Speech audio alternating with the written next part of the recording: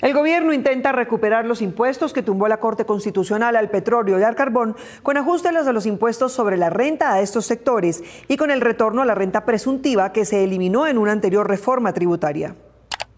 La ley de financiamiento anunciada por el gobierno buscará recaudar parte de los recursos a través del aumento al impuesto de renta aplicado al petróleo y al carbón y con ajustes al impuesto al patrimonio que en la reforma tributaria pasada quedó permanente a partir de los 3.338 millones, actualmente en estudio por parte de la Corte Constitucional. Primera alternativa. Esta iniciativa busca asegurar los recursos necesarios para cubrir el presupuesto nacional. La expectativa es que como nos fue impedida la deducibilidad de las regalías por parte de la Corte Constitucional, pero siguen existiendo rentas excedentarias en petróleo y carbón, es mirar si podemos incrementar la tasa marginal del impuesto de renta de petróleo y carbón. Igualmente se buscará revivir la renta presuntiva, que establece una base mínima sobre la cual se deben pagar impuestos independientemente de las ganancias reales obtenidas en un año. ¿Dónde está, qué manera se está desarrollando el impuesto al patrimonio y recuperar la renta presuntiva que un ex vicepresidente buscó eliminar a toda costa para que no se pudieran identificar dónde están los activos improductivos de Colombia? Aunque la iniciativa también contempla estímulos tributarios para la reactivación económica, se espera que aproximadamente 6 billones de los 12 billones que se proyectan recaudar provengan del ajuste a la regla fiscal. En la ley de financiamiento vamos a traer en la regla fiscal la aplicación de la misma del año 26 al 25. Eso nos puede dar 6 billones adicionales. Pues ahí está la mitad de la ley de financiamiento. Según los analistas económicos, imponer más impuestos al sector petrolero no solo genera inestabilidad jurídica, sino que seguirá desalentando la inversión en este sector. Cuando ya existe una estabilidad jurídica, pues uno tiene mayor confianza de inversión. Normalmente eso lo hemos perdido en los últimos 2 años y actualmente se está improvisando una nueva visión para gravar minería y petróleo, para darle una estocada final a este sector que infortunadamente ha tenido bastante complejidad no solamente de exploración y operación, sino de viabilidad y sostenibilidad financiera en largo plazo. Se estima que la ley de financiamiento se presentará con mensaje de urgencia antes del próximo 12 de septiembre. Hoy el presidente Petro anunció que Colombia suspende sus exportaciones de carbón a Israel, que el año pasado fueron de 447 millones de dólares. La Asociación de Exportadores dice que la orden sería ilegal por romper acuerdos comerciales. Marta. Mónica, según Analdex, el cambio jurídico para suspender esas exportaciones pasaba por una aprobación en el Congreso, pero solo si estaba fundamentada en la política comercial, por lo que se habría incurrido en una violación a la Constitución. Este sábado, a través de su cuenta de X, el presidente Gustavo Petro anunció la suspensión de las exportaciones de carbón hacia Israel. Por tener un presidente genocida. Este decreto expedido por el Ministerio de Comercio deja en firme el anuncio presidencial. Cifras del DANE señalan que entre enero y abril de este año las exportaciones de carbón hacia Israel fueron de 88 millones de dólares, un 62,3% menos que en el mismo periodo de 2023, mientras que en el último año las exportaciones de ese mineral sumaron 447 millones de dólares, representando una caída de 57% frente al año 2022.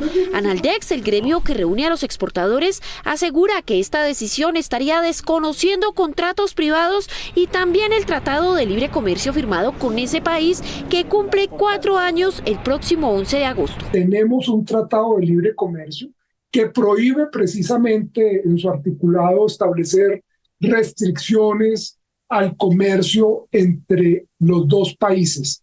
Ahí estaríamos desconociendo también un acuerdo internacional. El gremio advirtió que estas decisiones deben pasar primero por el Congreso de la República, siempre y cuando se fundamenten en política comercial. Pero en este caso no hay consideraciones comerciales, las consideraciones son morales y ahí no le ha otorgado facultades el Congreso. Entonces, si uno quiere hacer esto, tendría que ir al Congreso, no lo puede hacer el Ejecutivo.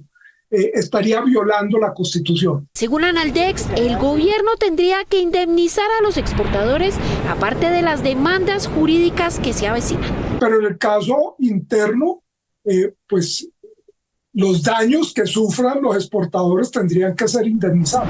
Y lo que a mí me parece más grave es que el nombre de Colombia pues queda en juego, porque no es un país serio que respete los acuerdos internacionales. Por su parte, la Asociación Colombiana de Minería señaló a través de un comunicado que la decisión del gobierno también afectaría a otros acuerdos internacionales que cobijan las condiciones de comercialización de las empresas exportadoras de carbón, y advierten que las menores exportaciones de este mineral afectarán directamente las regalías para departamentos como La Guajira y Cesar. Aunque Colombia tuvo un momento de bonanza carbonera con el inicio de la guerra de Ucrania, el desplome del precio internacional del carbón tiene al sector en aprietos y ha ocasionado el cierre de varias minas. Marta Olaya. María Fernanda, los precios del carbón han bajado a menos de la mitad del año pasado, lo que ha significado menos minas irregulares y también menos accidentes mineros. Después de registrar cifras récord, la industria del carbón ha tenido un año poco favorable por cuenta del bajo crecimiento económico que enfrentan varios países del mundo y la recesión que se vive en algunas regiones, lo que ha desplomado el precio de este mineral en el mercado internacional.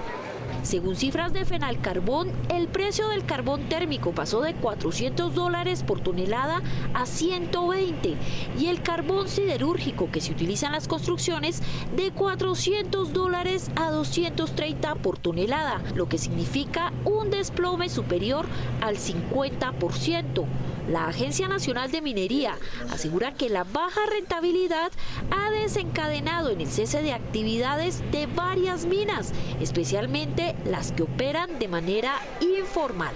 Si el precio cae en el mercado internacional y no cubre costos, pues es obvio que las personas que son mineros normalmente informales o ilegales son los que primero abandonan la actividad. Sin embargo, no todo ha sido negativo, ya que la tasa de accidentalidad en las minas también ha tenido una reducción tras el abandono de la explotación de carbón ilegal.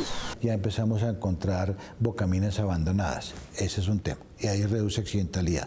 El otro es que el empresario hace cuenta que realmente estamos suspendiendo las minas que no cumplen, pues avanzan en compra de equipos, etcétera, en el mejoramiento de las condiciones de seguridad. Para algunos expertos, el precio del carbón podría seguir a la baja, con el afán que tienen las grandes economías de buscar minerales menos contaminantes para hacerle frente al cambio climático. La demanda de carbón ha caído más de un 24% en Estados Unidos y más de un 15% en la Unión Europea. Hoy en día el carbón ocupa un 35% aproximadamente del consumo energético mundial. El hídrico está en el 15%, el gas está en un 23% y el gas ha tomado mayor posición porque es un elemento más barato, más rentable, más eficiente y menos contaminante que el carbón. Para este 2023 se prevé que la producción de carbón llegará a los 55,1 millones de toneladas, cifra inferior al promedio de la última década que superaba los 83 millones de toneladas.